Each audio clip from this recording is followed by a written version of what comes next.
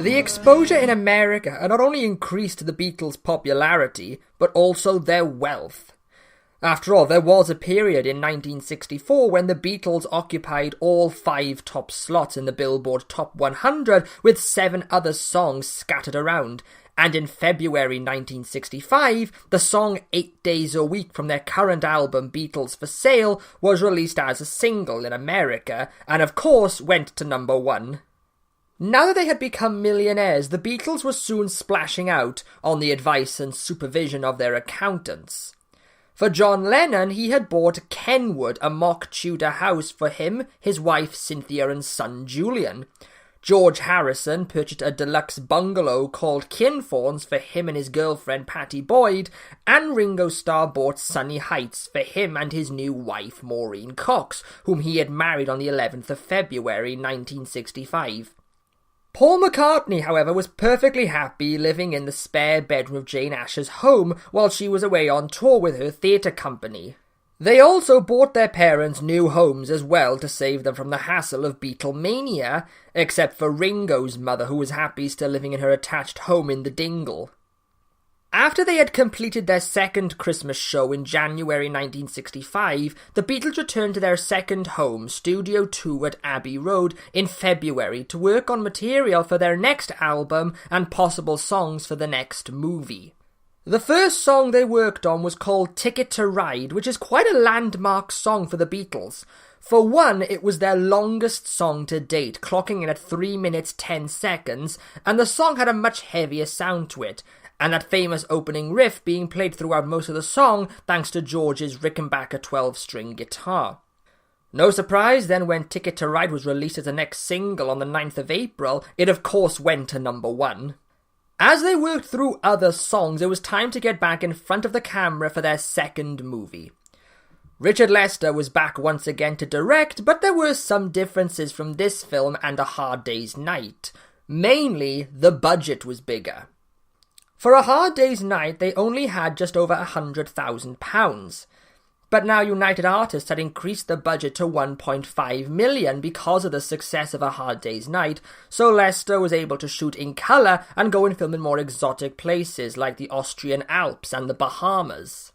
The script this time was more fantastical and surreal than the first, as the Beatles were taken out of reality and placed in a weird James Bond parody situation as they are pursued by an Eastern cult with plans to sacrifice Ringo to their god Kali.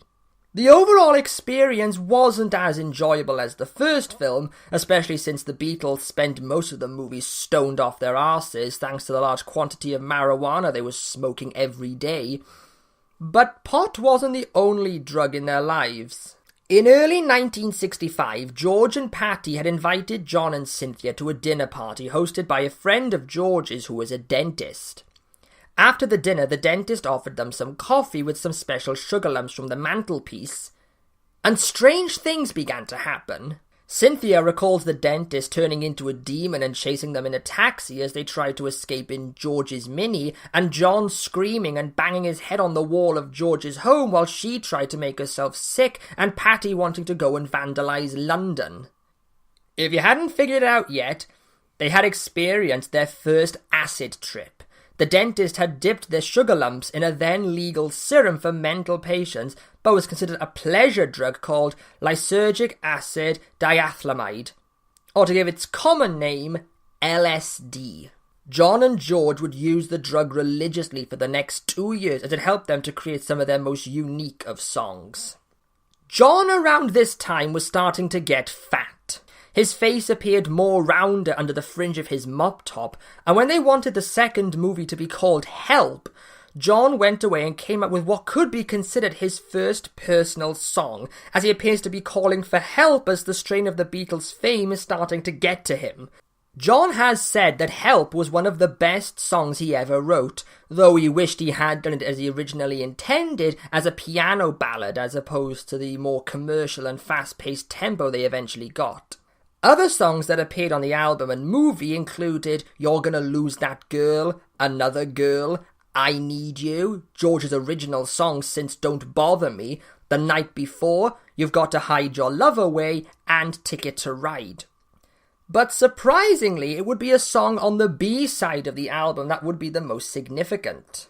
Paul had woken up with this melody in his head but hadn't done anything with it out of concern that he may have heard it somewhere before. Jokingly titled Scrambled Eggs, and after a year of playing it for different people and confirming that it was original, Paul wrote some new lyrics and showed it to the Beatles and George Martin, and their response was basically, "This song is so good we can't add anything to it. You should go and perform it by yourself." At first, Paul was hesitant. The idea of doing any solo work just didn't fit the Beatles' image, but he agreed, and with the help of a string quartet provided by George Martin and his acoustic guitar, Paul had created Yesterday.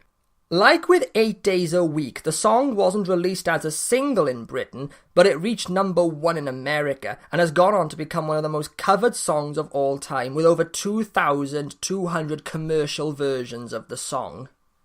Now, I know I said I wouldn't go into detail over how the Beatles worked, but for a lot of this period, the creativity is astounding. For the first 2 albums, EMI had used the old standard twin-track recording before upgrading to 4-track for the other albums. But when it came to the song Help, the Beatles decided that 4-track wouldn't be enough, so they began to experiment. So they recorded the rhythm section first. Paul's bass and Ringo's drum were on track 1, while George's electric and John's acoustic were on track 2, and then John, Paul and George recorded their vocals for track 3 and again for track 4.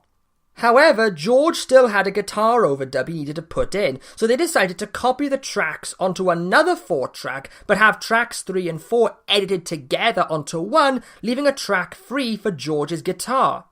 This technique of bouncing down tracks for more sound would be a standard for the Beatles' recordings before the arrival of 8-track in 1968. In June, a month before Help would be released, John released his second book of nonsense poems called A Spaniard in the Works, while the Beatles found themselves in the first of their many controversies. Britain had changed government the previous year when the Labour Party, led by Harold Wilson, had finally managed to take control away from the Conservative Party, ending their 13 years of power. As Prime Minister, Wilson had the task of making the list of those who would receive official honours from the Queen that year.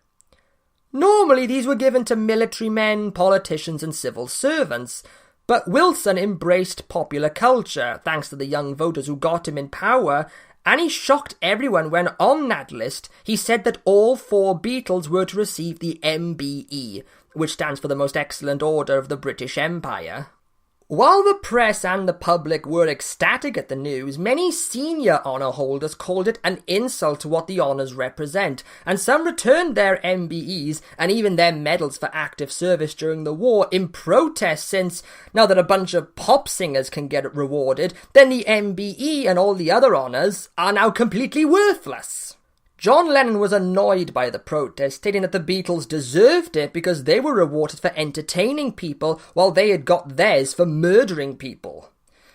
But there was nothing anyone could do, as the Beatles received their medals from the Queen on the 26th of October, as 4,000 screaming fans stood outside Buckingham Palace chanting, "Long live the Queen! Long live the Beatles!" At the end of July, after a 2-week tour of Europe, the Beatles attended the premiere of Help, and while it was a commercial success, the critics weren't as impressed with it as they had been with A Hard Day's Night. Though, personally, Help is one of my guilty pleasure movies. Yes, the plot is ridiculous and it doesn't make any sense, but the songs are still enjoyable and there are some legit funny moments. A few days later, both the single and the album were released on the 6th of August, and they both went to number 1, and then a week later, the Beatles were off for their second US tour.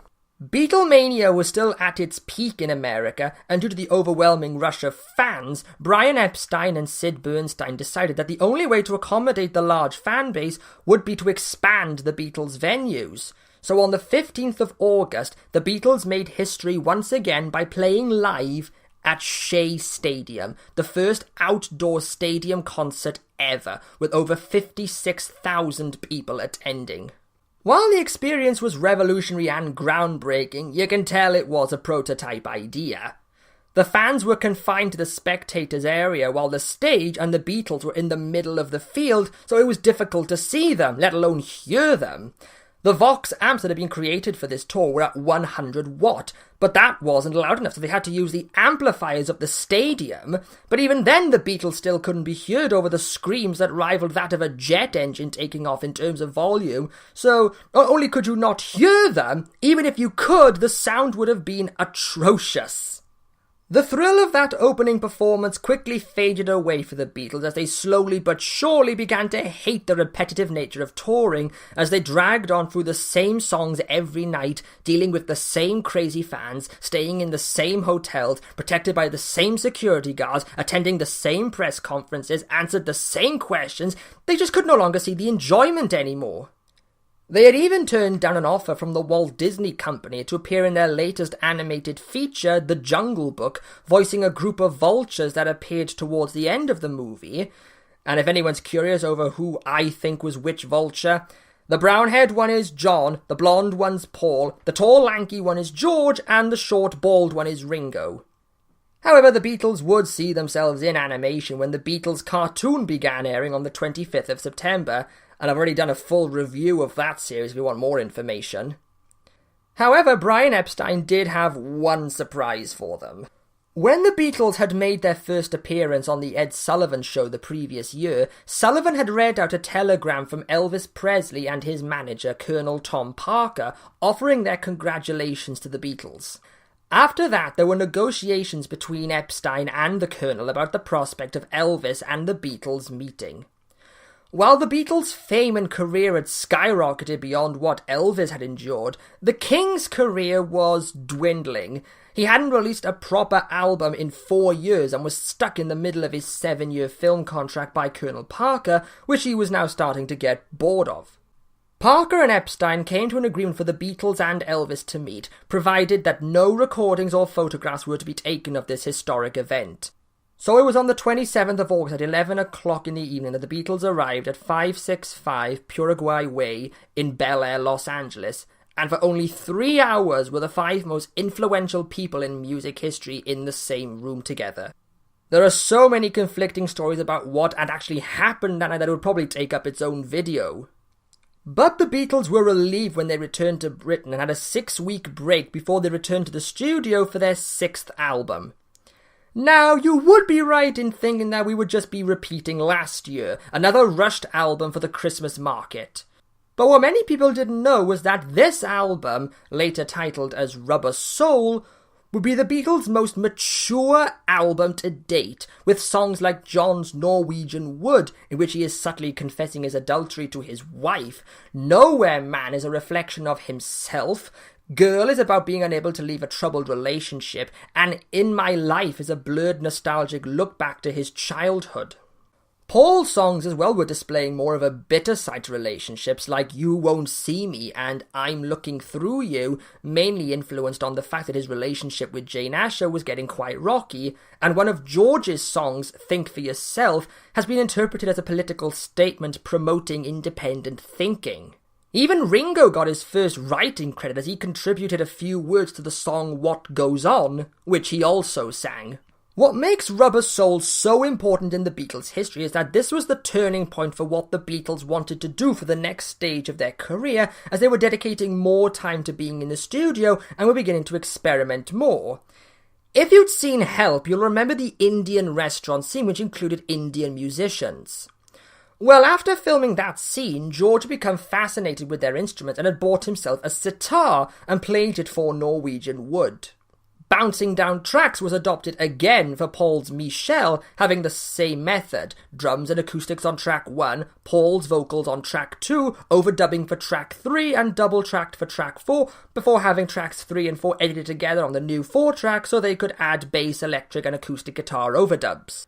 George Martin as well had evolved from just being the producer to being more involved in the creative process, as he recommended other instruments like the harmonium be used, and when John wanted something like Bach to be used for In My Life, Martin recorded himself playing the piano at half speed so that when it was played back at normal speed, it sounded like a harpsichord. The album also showcased a slow shift in the partnership. Up to this point, John had always been seen as the leader, as he had always written the most songs. But with Rubber Soul, Paul was starting to catch up to him as his song count had gone from 3 to 5, and his was starting to get more notoriety. Even the cover demonstrated a difference in the Beatles. They were no longer the innocent boys with mop tops, but were now older and wiser, most likely due to the pot that was being passed around while in the studio. The stretched cover was actually an accident. Robert Freeman was the Beatles' trusted photographer, having done the covers for With the Beatles, Beatles for Sale, and Help, and when he was showing the Beatles the different photos he had for the cover of Rubber Soul, one of the slides slid back slightly and elongated their faces. The Beatles liked the effect so much that they wanted that one to be the cover. Of course, when it was released on the 3rd of December, Rubber Soul went straight to number 1, along with their double A-side single. Now, what the hell is a double A-side single, you might be thinking? Well, during Rubber Soul, Paul had written We Can Work It Out with the intention of having it be the next single, but John had also written Day Tripper with the same intent. But because no one could decide which of the songs would be the A-side, they decided just to market the two songs together as a joint A-side, though We Can Work It Out did receive more airtime. They also decided that, in order to save time and energy, they would film themselves mimicking to the finished songs and send them out to show on television. So, in a way, the Beatles had a hand in creating MTV. Of course, this experimentation with the studio was just the starting point, which we'll look at in the next episode, Snubbing the Wife and Christ.